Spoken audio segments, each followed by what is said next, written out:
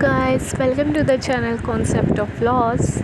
Today we start the topic of constitutional law, Article 32 and Article 226 जिसमें कि हमारा दिया गया है रिट्स। और ये रिट्स होते हैं 5 टाइप्स के, जिसको कि आप लेकर जा सकते हैं high court and supreme court में अपील के लिए। चलिए तो हम देखते हैं इसको डिटेल स्टडी करते हैं। So let's go. हमारे कॉन्स्टिट्यूशन में फंडामेंटल राइट्स को प्रोटेक्ट करने के लिए, फंडामेंटल राइट्स की प्रोटेक्शन के लिए 4 आर्टिकल में बात की गई है, जो कि फर्स्ट है कि आर्टिकल 13 में जुडिशियल रिव्यू। इसके बाद आर्टिकल 359 जो कि डील करता है कि सिर्फ एमरजेंसी के अलावा फंडामेंटल राइट्स कर्टेल नहीं किया जा सकता कहीं भी। इसके बाद हमारा आता है आर्टिकल 32 एंड आर्टिकल 226 जो कि बात करता है, डील करता है हमारे फंडामेंटल राइट्स के प्रोटेक्शन के लिए। इनके बारे में, इन 2 आर्टिकल्स के बारे में हम आज की वीडियो में डिस्कस करेंगे। हमारा जो पार्ट 3 है फंडामेंटल राइट्स का, जो कि आता है कॉन्स्टिट्यूशन में, वो हमारा आर्टिकल 12 से लेके 35 तक होता है। Part 3 article 12 to article 35। इसका मतलब कि आर्टिकल 32 हमारा पार्ट 3 में आता है, जो कि फंडामेंटल राइट्स हैं। तो ये हमारा खुद एक फंडामेंटल राइट हुआ।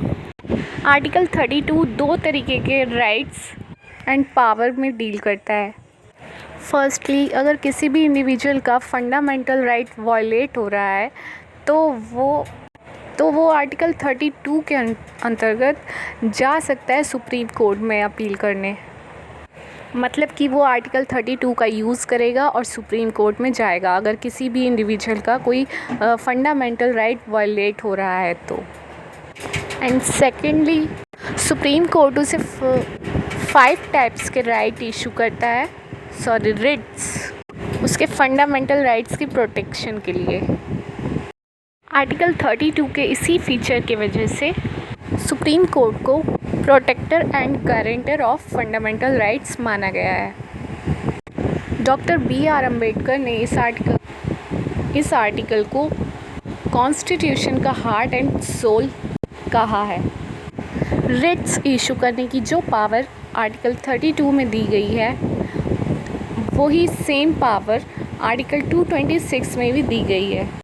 लेकिन इस आर्टिकल को यूज़ करके आप हाई कोर्ट में अपील कर सकते, हाई कोर्ट जा सकते हैं। अपना फंडामेंटल राइट अगर किसी का वायलेट हुआ है तो वो जा सकता है हाई कोर्ट आर्टिकल 226 को यूज़ करके। और अगर वो जाएगा सुप्रीम कोर्ट तो वो यूज़ करेगा आर्टिकल 32। यही मेन डिफरेंस है दोनों के बीच में कि आर्टिकल 226 यूज़ होगा हाई कोर्ट में और आर्टिकल 32 यूज़ होगा सुप्रीम कोर्ट में। दोनों में रिट्स इशू किया जाता है। ये ज़रूरी नहीं है कि आप पहले हाई कोर्ट ही जाएं अपना आर्टिकल 226 को यूज़ करके। सुप्रीम कोर्ट आप जाना चाहें तो आप सुप्रीम कोर्ट जा सकते हैं, पर उसमें आपको रीज़न बताना होगा कि आप हाई कोर्ट क्यों नहीं पहले गए। ये जो आर्टिकल 32 एंड आर्टिकल 226 हैं, दोनों ही बात करते हैं इशुएंस ऑफ रिट्स को इशू करने की बात करते हैं। पर इन दोनों के बीच में मेजर 2 डिफरेंसेस हैं। यही कि आर्टिकल 32 में जो रिट्स इशू करने की पावर है, वो सिर्फ़ और सिर्फ फंडामेंटल राइट्स के प्रोटेक्शन के लिए है। और आर्टिकल 226 में फंडामेंटल राइट्स के प्रोटेक्शन के अलावा और भी पर्पसेस के लिए ये यूज़ किया जाता है, रिट इशू किया जा सकता है। जैसे कि एडमिनिस्ट्रेटिव ट्रिब्यूनल्स, इनके अगेंस्ट भी आप रिट्स इशू किया जा सकता है आर्टिकल 226 में। मतलब कि एडमिनिस्ट्रेटिव ट्रिब्यूनल्स के जो डिसीजंस होते हैं उनके अगेंस्ट भी आप रिट इशू करवा सकते हैं आर्टिकल 226 को यूज़ करके। सेकंड डिफरेंस ये है कि जैसे कि क्योंकि आर्टिकल 32 पार्ट 3 में आता है जो कि फंडामेंटल राइट्स के ऊपर डील करता है, तो ये खुद एक फंडामेंटल राइट है। और आर्टिकल 226 की जो रेमेडी है वो फंडामेंटल राइट नहीं है। अब हम अपना मेन टॉपिक स्टार्ट करते हैं जो कि है 5 टाइप्स ऑफ रिट्स। फर्स्ट है हैबेस कॉर्पस, सेकंड मैंडेमस और third certiorari, fourth prohibition and fifth quo warranto। ये पांचों लैटिन वर्ड्स हैं। तो जैसे कि हम समझ ही चुके हैं कि रिट का मतलब होता है एक तरह की रेमेडी, जिसको कि क्लासिफाई किया गया है 5 हेड्स में। फर्स्ट जैसे कि है हैबेस कॉर्पस। इसका मतलब होता है to have a body, to produce a body. ये सबसे ज़्यादा पावरफुल और सबसे ज़्यादा यूज़ किया जाने वाला रिट है। सपोज़ अगर कोई पर्सन है जिसे कि स्टेट इल्लीगली डिटेन कर लेती है, तो वो इंसान खुद या उसका कोई फ्रेंड या कोई रिलेटिव हैबेस कॉर्पस का ये जो रिट है ये कर सकता है, अप्लाई यूज़ कर सकता है उस पर्सन के रिलीज़ के लिए। जब भी आप ये रिट यूज़ करते हैं तो सुप्रीम कोर्ट और हाई कोर्ट आपसे पूछते हैं,